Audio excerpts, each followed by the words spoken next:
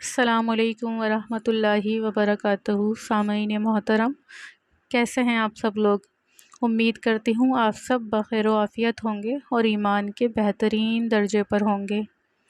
آج سورہ کوثر کا ایک بہت نایاب عمل لے کر میں آپ کے سامنے حاضر ہوں۔ آج کل کے پرفتن دور میں جب ہر شخص نظر حسد کا شکار ہے، جب ہم چھوٹی چھوٹی باتوں پہ دلوں میں دشمنیاں پال لیتے ہیں، جب بغض بہت زیادہ بڑھ گیا ہے اور انہی باتوں کی وجہ سے ہم سمجھتے ہیں شاید ہم جادو یا جنات کا شکار ہو گئے ہیں، لیکن دراصل وہ نظر اور حسد ہوتا ہے۔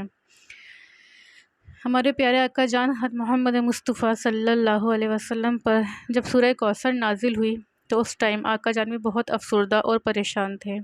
کفار مکہ نے اپنی دشمنی میں دل آزار باتیں آپ سے کہتے تھے جو آپ کو افسردہ کر دیا کرتی تھیں۔ کفار مکہ کہا کرتے تھے کہ آپ صلی اللہ علیہ وآلہ وسلم کی تو کوئی نرینہ اولاد ہی نہیں، آپ کی تو جانے کے بعد نعوذ باللہ آپ کی تو کوئی نسل ہی نہیں ہوگی، نعوذ باللہ، کیونکہ وہاں نسل چلنے کا ذمہ دار بیٹے کو سمجھا جاتا تھا، اس لیے وہ دل آزار باتیں کر کے آپ کو پریشان کرتے تھے۔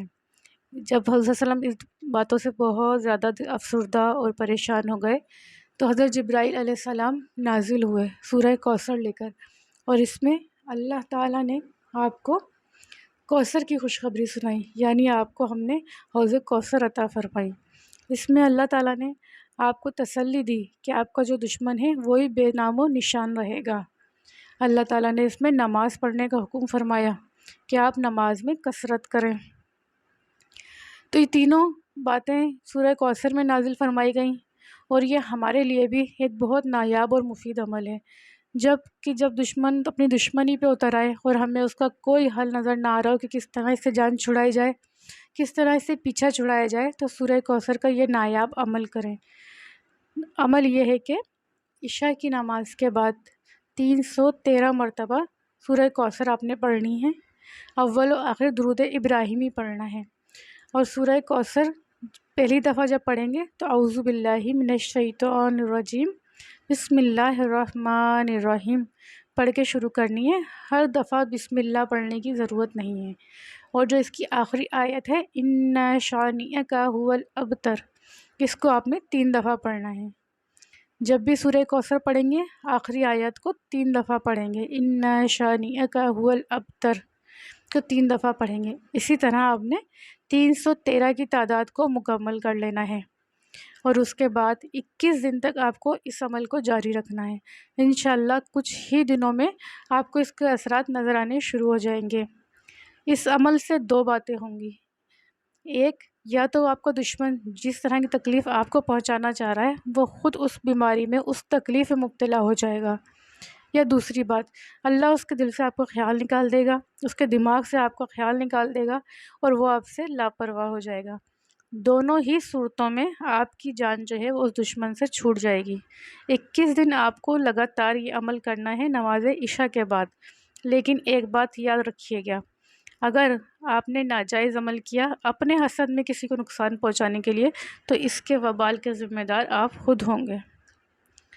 جب آپ بےحد پریشانی میں ہو، دشمنی سے نکلنے کا کوئی حل نظر نہیں آ رہا ہو، دشمن سے جان چھڑانے کا کوئی حل نظر نہیں آ رہا ہو، تو جب آپ کو یہ عمل کرنا ہے، امید ہے یہ عمل جو ہے آپ کو بہت فائدہ دے گا، اور اپنا فیڈ بیک مجھے ضرور دیا کیجیے۔ ویڈیو تو آپ لوگ پسند کرتے ہیں، لیکن فیڈ بیک بھی دیا کیجیے، اس سے مجھے بھی موٹیویشن ملتی ہے۔ ویڈیو اچھی لگی ہو تو اس کو لائک بھی کیا کیجیے اور شیئر بھی کیا کیجیے، ہو سکتا ہے آپ کے شیئر سے کسی اور کو بھی فائدہ پہنچ جائے۔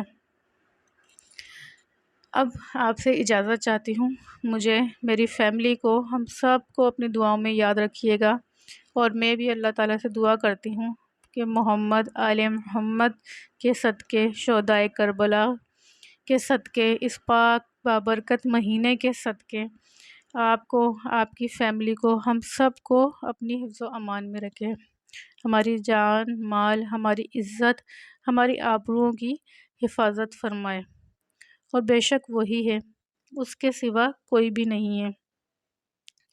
جب بھی یہ عمل کریں تو کوشش کیا کیجیے جب بھی کوئی عمل شروع کریں تو تھوڑا سا کچھ اللہ کے نام پہ دے دیا کریں، اور اللہ کے نام سے ہی شروع کیا کریں کہ اس عمل سے آپ بھی محفوظ رہیں۔ امید ہے عمل آپ کو پسند آیا ہوگا۔